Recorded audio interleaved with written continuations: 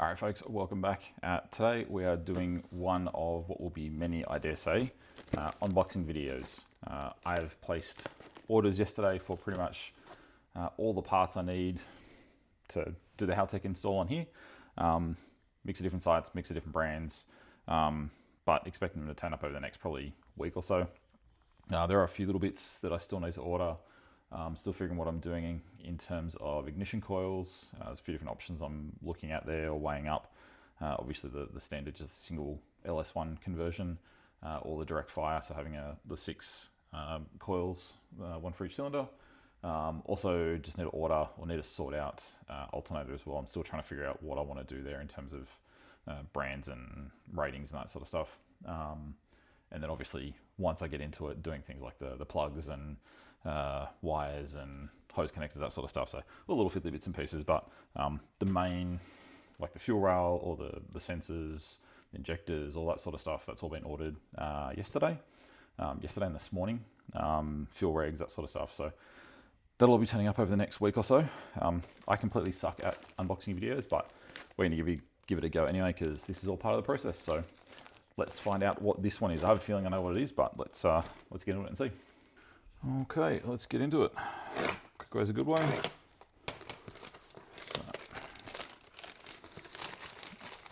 Alrighty. So I have a feeling this is going to be all the sensors I've ordered from Syltech. So Syltech is a company that's based in Sydney. Or the distributor for them is based in Sydney. They actually, which I didn't know until I started doing some research and talking to a few mates. Shout out to Chevy, who's hooked me up with these and helped me with a lot of the wiring actually as well, and some ideas and planning of the wiring. So he's done similar sort of stuff. He's an electrician by trade, so quite knowledgeable in that sort of stuff. He got me in contact with the guys that do these Syltech. That I was not aware of. Syltech actually essentially supply the sensors for a lot of bigger brands that you know of as well, and they essentially just get relabeled from Syltech to whatever the brands are. So same quality, same sensors, very different in terms of price. So definitely happy to help that. Obviously, I am going budget build as much as I can. Now, that is 6 stickers. How freaking cool are they? Oh, he did say he was throwing some stickers in for me. They are. We're getting into them first. Screw the sensors. We're going to see these stickers. How sick are they? Okay, that's a cool design. I'm loving that. Good without the reflection on it. How cool is that? Little sensor into a rocket. Syltech sensors. There you go. Okay, these are going to get plastered all over the car. These big ones are sick. I have to put some inside the car and outside the car. How cool are they? Okay, they're baller designs. I'm loving them. That's freaking cool. I love them. Thank you very much for chucking those in. Stickers are always appreciated. If anyone's wondering, stickers are always appreciated. Love a good sticker bomb on the car. We have actually got plans for sticker bombing. Yeah, I don't know if I should say it or not. We're going to do a big sticker bomb on the car. I haven't kind of spoken about it yet, but for those that have seen the Unicorn up close, the paint is completely up the shit, and we have intentions to sticker bomb a certain part of it. Anyway, getting into these. So we have, boost solenoid. I completely forgot I was getting that. So we have air intake valve. The beauty of these is similar to other brands. They come with the Deutsch connectors as well. DW, DBW, or Deutsch connectors, Deutsch, whatever. They come with the connectors ready to go, so easy to wire up, pin them in, plug them in. So the intake air temp sensor, so I can, between that and the map sensor, I can fuck off the hunk of junk map sensor that's in the RBs. These two are going to be the same, so fluid, pressure and temperature sensors. So it actually does both. So these are going to have to be remote mounted rather than on the actual engine itself. So these ones are recommended to mount. You can mount them on the engine, but obviously with the very fine diaphragms and stuff in them for the pressure, mounting them on the engine bay itself, on the engine itself, sorry, the vibrations can fatigue these a lot quicker and really reduce the lifespan of them. Again, 4-pin Deutsch connector, so beautiful, nice and easy to wire up and get them going, which is brilliant. I love that. So these are both be remote censored. So one will be the coolant pressure sensor, coolant pressure and temperature, and one will be oil pressure and temperature sensor. So those ones will be good to go. And then we also got the boost solenoid as well. So this is a Mac brand, which I don't know if you've actually looked at any of the other boost solenoids that are around. They are identical. They're all a Mac 35 amp, or 35 watt, I think it is. The part number, 35 amp, there we go. The part number and everything is exactly the same, and the price varies exceedingly different between brand to brand, depending on what label's on it. But they're pretty much all a Mac sensor, Mac solenoid that is identical between all the brands. So anyway, let's have a quick look at these, see what we got in here. So cool, to get the one with the mounting bracket. So mounting bracket for the solenoid, so rubber mount, so I can mount that onto the chassis. These bolt onto the actual solenoid itself, so a couple of bolts.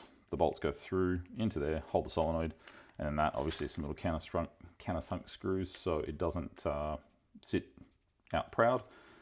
That has the rubber grommets, so it sits onto the chassis. So find someone to mount that up nice. Obviously the parts for the Deutsch connector. Shake this all out. So again, little 2-pin Deutsch connector for this one, which is really nice. I love the fact it comes with all the connectors, makes it easier trying to hunt around and find all the bits. So we'll get that all connected up, all the pins and stuff for it. And then we've got the little barb fittings and the little external filter fitting as well. Depending on how you want to wire up, this is a 3-port one.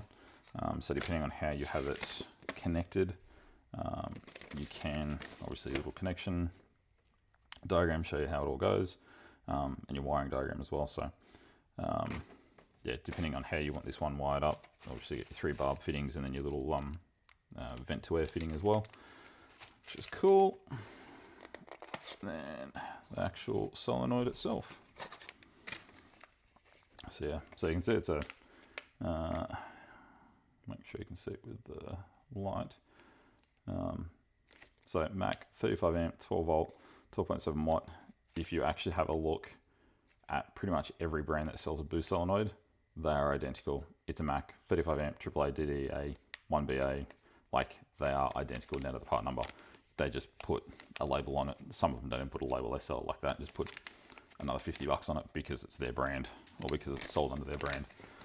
So nice little neat unit. So as I said, they mount through there, so little bolts mount through there, that holds onto the chassis. So nice and neat little unit. So I've got to find somewhere to obviously mount that up now as well, which is going to be cool. That's going to be the fun part, is trying to figure out where I'm actually going to fit all this shit in the car. Between this, the fuel reg, obviously I'm going to have to find places to mount everything. Want to try and keep it as neat as I possibly can. So I'll tuckle this back for the minute. I know I just got it out and I'm putting it back again, but that's okay.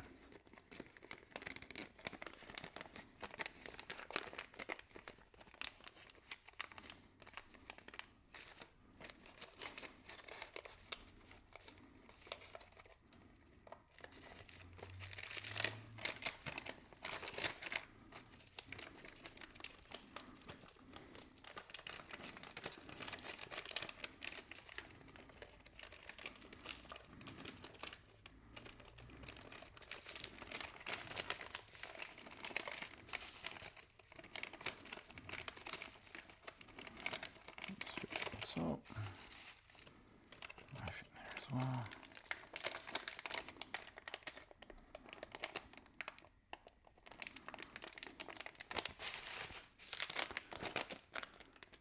Cool, so I'll just open one of these up because, well, they're identical between that and that. They're exactly the same sensor, so again, pretty straightforward stuff.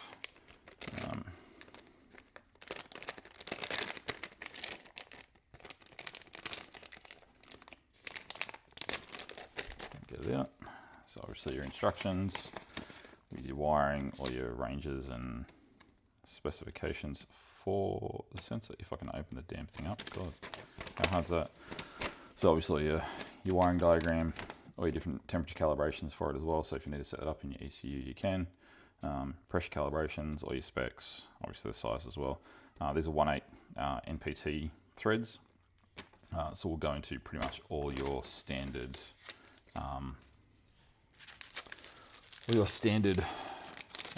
sensor mounts. So like your pretty much all your fuel lines, your oil lines, coolants have all got a 1/8 NPT.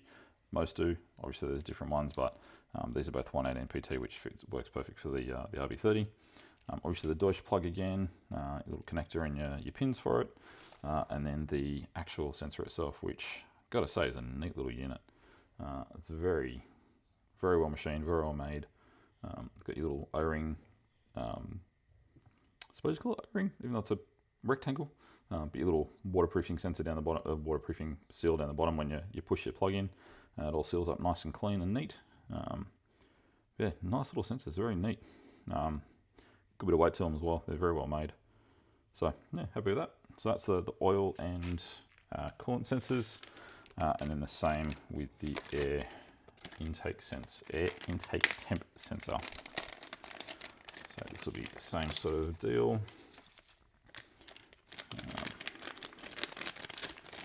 You can see. Why do I have so much trouble getting that paper out of a plastic bag? Good.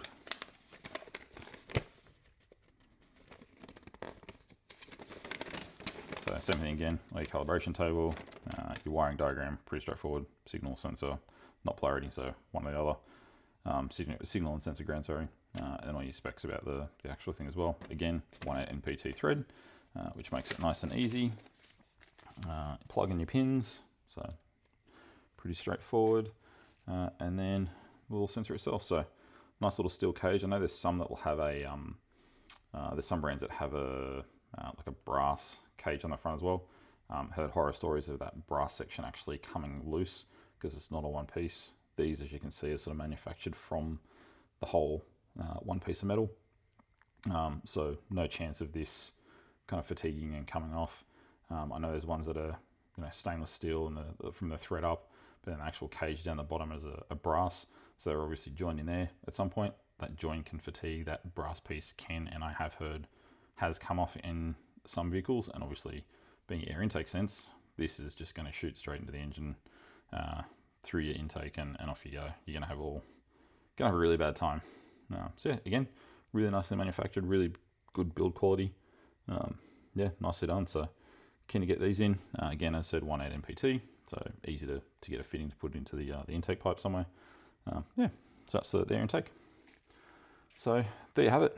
That is the first haul of, I'm going to say, will be many. If you want, I'll hold this up. So there's, as I said, Syltech, they are floating around in Sydney.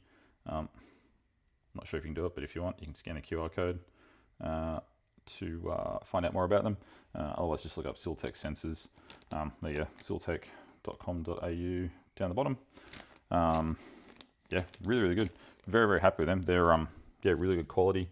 So yeah, unfortunately, the worst part now is I'm going to have all these sensors sitting here, and I've got literally a week and 2 days before I can actually start taking this out. So today's Friday.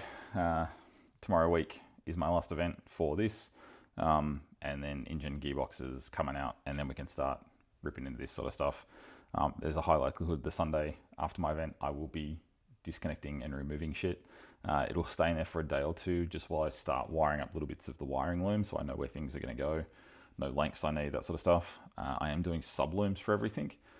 So essentially I'll have the main loom come out. It'll kind of split in a few spots in the engine bay just to kind of where, obviously the boost solenoid is going to be on, probably on the opposite side. I'm not going to run the boost solenoid all the way over to the other side of the engine bay. So the boost solenoid will be over on the exhaust side somewhere, whereas the most 99% of the rest of the loom is all going to go over the other side.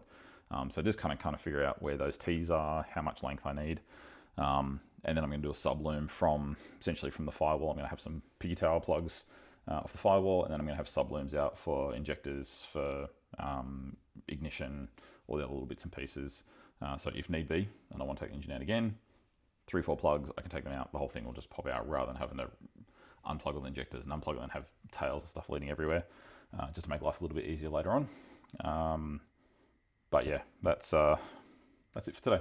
So nice little Syltech unboxing. I'm super stoked with these stickers. They are freaking cool. I love that design. Definitely have to find somewhere on the unicorn to put them. Yeah, stay tuned. There's gonna be a lot more. Today's Friday, so I'm probably not gonna have any more come in until next week, but I know I've got ETA of a few parts that are saying Monday, Tuesday next week, so I guess there's gonna be a lot of bits turning up early next week, and hopefully we'll get through them and have everything, or have the majority of stuff ready to go so I can start wiring and get everything done, and yeah, go from there. So fun times, let's go.